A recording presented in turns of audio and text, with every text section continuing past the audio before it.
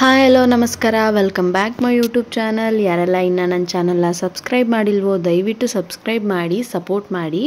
ವಿಡಿಯೋನ ಕೊನೆವರೆಗೂ ಸ್ಕಿಪ್ ಮಾಡದೆ ನೋಡಿ, ಹೀಗೆ ಸಪೋರ್ಟ್ ಮಾಡ್ತಾಯಿರಿ ಅಂತ ಹೇಳೋದಕ್ಕೆ ಇಷ್ಟಪಡ್ತೀನಿ. ಈಗ ನೋಡ್ತಿರೋ ವಿಡಿಯೋ ಬಂದು ಇವತ್ತು ನಮ್ಮ ಫ್ಯಾಮಿಲಿಯ ಅನದರ್ ಬಿಗ್ ಡೇ. ಮೊನ್ನೆ ಮದುವೆ ಆಯಿತು, ಇವತ್ತು ನನ್ನ ಮೈದನ ಬೀಗರೂಟದ ಫಂಕ್ಷನ್ ಇತ್ತು, ಅದರದ್ದು ವ್ಲಾಗ್ ಇದಾಗಿರುತ್ತೆ. ಫ್ಯಾಮಿಲಿಯವರೆಲ್ಲ ಸೇರಿದ್ವಿ, ಮಸ್ತ್ ಎಂಜಾಯ್ ಮಾಡಿದ್ವಿ. ಮದುವೆ ದಿನದ ಥರನೇ ಎಲ್ಲರೂ ಕೂತ್ಕೊಂಡು ಮಾತಾಡಿದ್ವಿ, ಹರಟೆ ಹೊಡಿದ್ವಿ, ಫುಲ್ ಟೈಮ್ ಪಾಸ್ ಮಾಡಿದ್ವಿ. ಈ ವಿಡಿಯೋನ ಕೊನೆವರೆಗೂ ಸ್ಕಿಪ್ ಮಾಡಿದೆ ನೋಡಿ ಅಂತ ಹೇಳ್ತಾ ವ್ಲಾಗ್ ಶುರು ಮಾಡ್ತಾ ಇದ್ದೀನಿ. ನನ್ನ ವ್ಲಾಗ್, ನನ್ನ ದಿನ ಶುರುವಾಗಿದ್ದು ಈ ರೀತಿ ಶುಕ್ರವಾರ ಬೆಳಿಗ್ಗೆ. ವಾರ ಅಲ್ವಾ, ಆಚೆ ಎಲ್ಲ ಆ್ಯಸ್ ಯೂಶ್ವಲ್ ತೊಳೆದು ರಂಗೋಲಿ ಬಿಟ್ಟೆ. ಇವತ್ತಿನ ರಂಗೋಲಿ ಇದಾಗಿತ್ತು.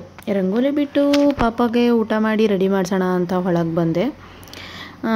ತಿನ್ಸೋ ಅಷ್ಟರೊಳಗೆ ಎಲ್ಲ ರೆಡಿ. ಇಲ್ಲಿ ನಮ್ಮಮ್ಮನೂ ಪಾಪ ಬೇಗ ಇದ್ಬಿಟ್ಟಿದ್ರು ಫಂಕ್ಷನ್ಗೆ ಹೋಗೋದಕ್ಕೆ ಸಲುವಾಗಿ. ಪಾಪನ ಇಟ್ಕೊಂಡು ಆಟ ಆಡಿಸ್ತಾ ಇದ್ದಾರೆ. ಇವತ್ತು ಅಮ್ಮನೇ ಅವನಿಗೆ ಸ್ನಾನ ಮಾಡಿಸ್ಕೊಟ್ರು, ಅವ್ನು ರೆಡಿ ಆಗ್ತಾ ಇದ್ದ. ಅವನ್ನ ವ್ಯಾನ್ ಹಚ್ಚಿ ಬಂದರೆ ಇಲ್ಲಿ ಟೀಗಾಗಿ ನನ್ನ ಮಗಳು ನೋಡಿ ತಿಂಡಿ ಹೆಂಗೆ ಎತ್ಕೊಂಡು ಬಂದೊಳ್ಳೆ ಟೀ ಅಂದ್ಕೊಂಡೆ. ನಾನೇ ಕನ್ಫ್ಯೂಸ್ ಮಾಡಿಕೊಂಡೆ, ಕವರ್ ಬಿಚ್ಕೊಡ್ಲಿ ಅಂತ ತಂದಿರೋದು.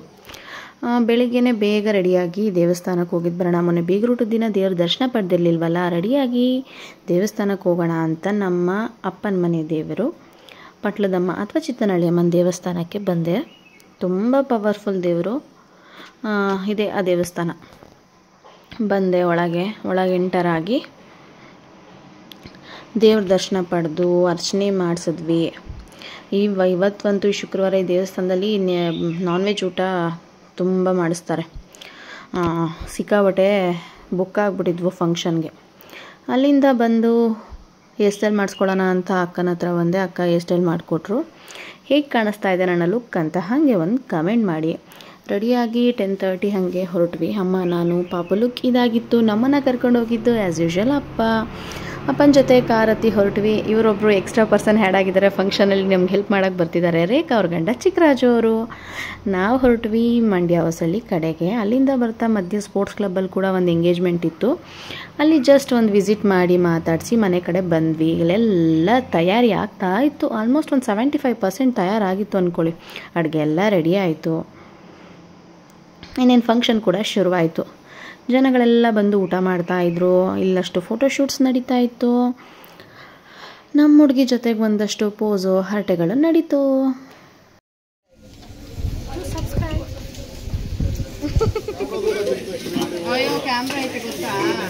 ಮೊನ್ನೆ ನೋಡಿ ನಿಮ್ಗಿಬ್ರು ಟಾರ್ಚರ್ ಕೊಡ್ತಿರೋದ.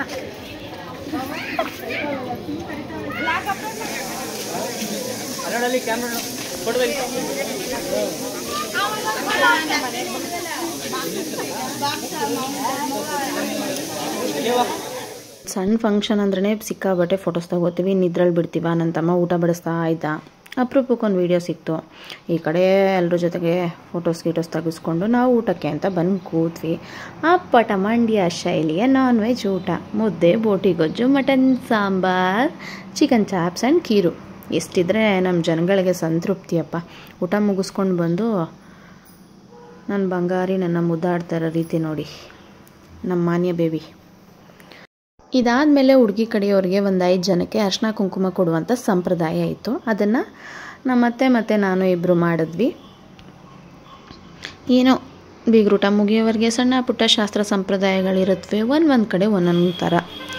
ಅವರಿಗೆಲ್ಲ ಅರಿಶಿನ ಕುಂಕುಮ ಕೊಟ್ವಿ. ನಮ್ಮ ಮಾನ್ಯ ಬೇಬಿ ವಿಡಿಯೋ ಮಾಡಿಕೊಡ್ತಾಯಿದ್ರು. ಆದಷ್ಟು ಊಟ ಎಲ್ಲ ಆಯಿತು. ಊಟ ಕೂಡ ತುಂಬಾ ಚೆನ್ನಾಗಿತ್ತು. ಬಂದವರು ಕೂಡ ತುಂಬ ಖುಷಿಪಟ್ಟರು. ಎಲ್ರಿಗೂ ಅಕ್ಷತೆ ಬೇರೆ ಆಗ್ತಿದ್ದಾರೆ. ನಮ್ಮಮ್ಮ ಏನೋ ಇರುತ್ತೆ, ಅರ್ಥ ಇಲ್ಲದೆ ಅಂತೂ ಇದನ್ನೆಲ್ಲ ಮಾಡಿರಲ್ಲ. ಏನೋ ಒಂದು ಮೀನಿಂಗ್ ಇಟ್ಕೊಂಡೆ ಇಂಥ ಶಾಸ್ತ್ರಗಳನ್ನೆಲ್ಲ ಮಾಡಿರ್ತಾರೆ. ಅದು ನನಗಷ್ಟಾಗಿ ಗೊತ್ತಿದ್ದರೆ ಡೀಟೇಲಾಗಿ ಎಕ್ಸ್ಪ್ಲೈನ್ ಮಾಡ್ತಿದ್ದೆ. ಒಂದೊಂದು ಕಡೆ ಒಂದೊಂದು ಶಾಸ್ತ್ರಗಳಿರುತ್ತೆ, ಊರಿಂದ ಊರಿಗೆ, ಜಿಲ್ಲೆಯಿಂದ ಜಿಲ್ಲೆಗೆ. ಇದನ್ನು ಮಾಡಿ ಮುಗಿಸಿದ್ವಿ.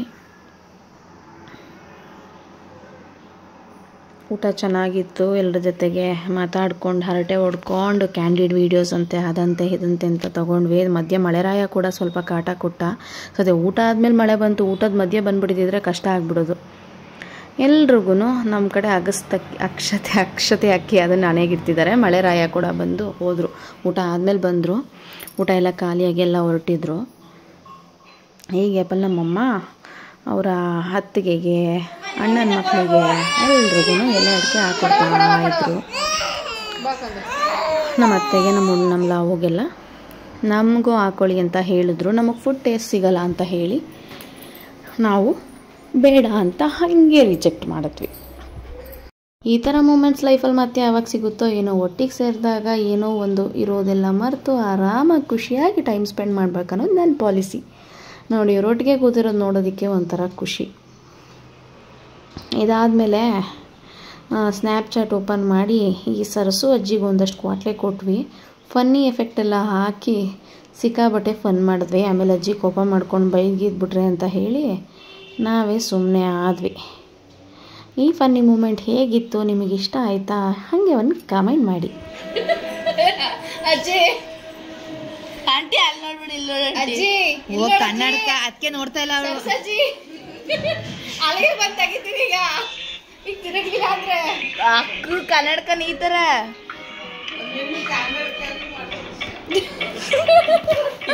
ಊಟ ಎಲ್ಲ ಮುಗ್ದಿದ್ರು ಹುಡುಗಿ ಮನೆಯವರೆಲ್ಲ ಹೊರಟೋಗಿದ್ರು. ಬಟ್ ಟೈಮ್ ಚೆನ್ನಾಗಿರಲಿಲ್ಲ. 3:30 4:15 ಯಮಗಂಡ ಕಾಲ ಇತ್ತು ಅಂತ ಹೇಳಿ ಹುಡುಗಿಗೆ ಸೋಗ್ಲುಯೋ ಶಾಸ್ತ್ರನ ಮಾಡಿರಲಿಲ್ಲ.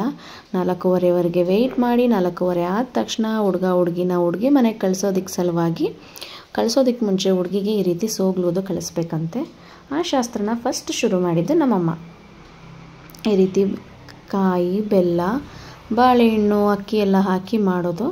ಆಮೇಲೆ ಹುಡುಗಿಗೆ ಅಕ್ಕಿ ಹಾಕಿ ಆಶೀರ್ವಾದ ಮಾಡೋದು. ಏನೋಪ್ಪ ಹೇಳ್ತಾರೆ, ಅಮ್ಮ ಮಾಡ್ತಾಯಿದ್ರು. ಅಮ್ಮ ಆದಮೇಲೆ ಮಾಡ್ತಾರೆ. ಸಾಕು.